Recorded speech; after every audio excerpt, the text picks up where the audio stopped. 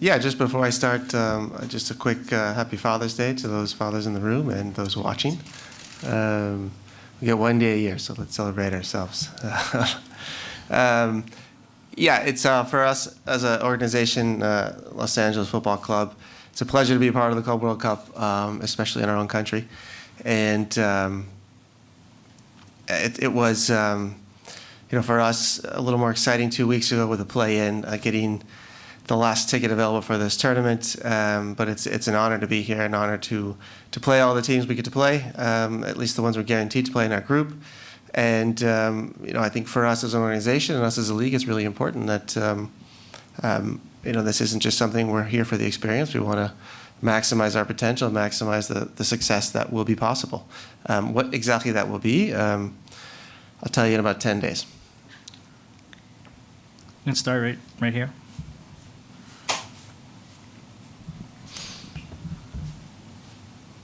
Coach, Jose Prosopi with Latin Goals here in Atlanta.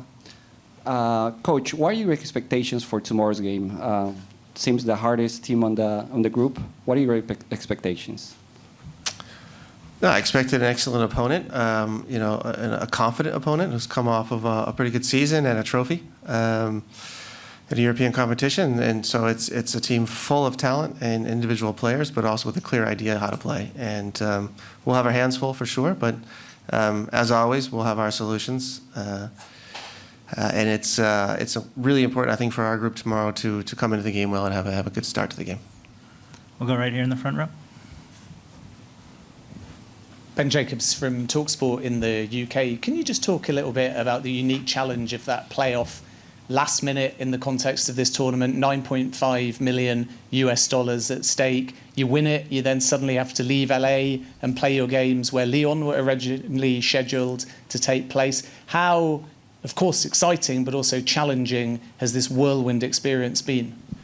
Yeah, I think exciting certainly outweighs the challenges. The challenges are more or less there, but very welcomed. This is, like I said in my opening statement, it's a pleasure to be here, and we don't see it as challenge or obstacles. It's just it's a huge opportunity for us. The match itself, we treated it as a final, and it felt very much like a final in the stadium.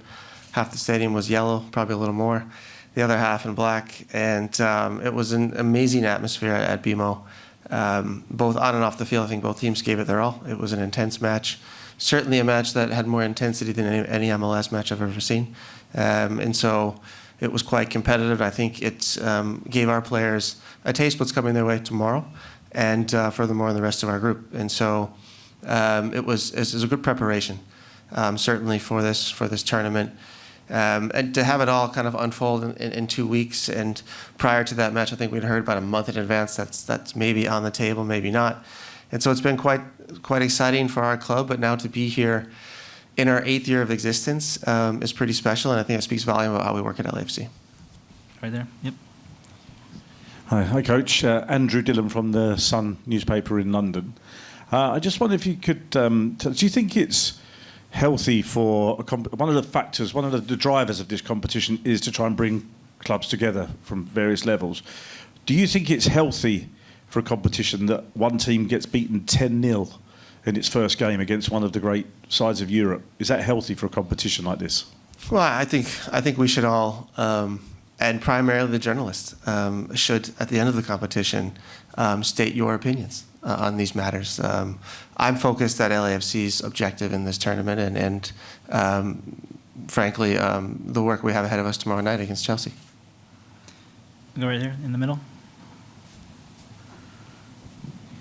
Hi, I just wanted to ask how much of an underdog are LAFC and how much of a challenge is it for you as a coach and then maybe the players who haven't played in European football before to try and raise their game to the sort of level of a Champions League club? Yeah, I think when you, I've had, as a player, enough experiences at certain levels of the game. The higher the level, the less time and space you have, the faster it goes, the less chances you get, the mistakes you make get punished. And I think each level you move up, I think that all of those statements become even more true. And it will be a moment of adjustment for our players tomorrow. And again, if we can settle in nicely, then I'm confident that we'll will create for a good match. I can't predict an outcome, but I know our players are competitive. I know our players really want to be here. And I know our players want to show well. And we are prepared for this. But yes, of course, you can look through all the facts, the payrolls, the names of the jerseys, the roster sizes. I think it's very clear who the underdog is and who the favorite is. But we feel fine with that and we're comfortable with that. Coach John Nelson, SDH Network. You got to practice and get acclimated to things here in the East Coast down in Macon, an hour and a half away, 2 hours away over on the Mercer campus. What was it like kind of getting away from all of the larger cities and being able to just kind of be by yourselves and help grow the game there in addition to prep for Chelsea? Yeah, I've been in Macon for 3 days. I can tell you the hospitality has been amazing. Certainly a change of pace from Los Angeles. And obviously the weather, too. I think we're tracking thunderstorms more in the last 3 days than I have in my entire life. But it's been a pleasure. And, yeah, I think this tournament is for us also as a team who is in the middle of their season, a way for us to become even closer as a group. And, hopefully we can solidify that feeling with some positive results. We'll go all the way in the back. All the way in the back, please. In the far back, yep.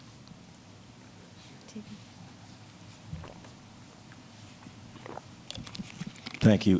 Aaron Lau with WANF, the CBS station here in Atlanta. Specific to Atlanta and the surface that was changed for this tournament, do you anticipate a change in how it's played in MLS play, and have you heard from players about their reaction to it? Yeah, playing on natural grass is well, from a coach's perspective, it's much better to watch. And from a player's perspective, if I can think back that far, when I was active, it's much easier on the body, and I think it's the way the game was intended. And so, I walked out on the surface. It looks perfect earlier. So I'm really excited to be here back at Mercedes-Benz Stadium on natural grass surface. It should be amazing, and I'm looking forward to seeing the other stadiums we have in this league who have turf permanently in with natural grass, and I think it should make for an even better game.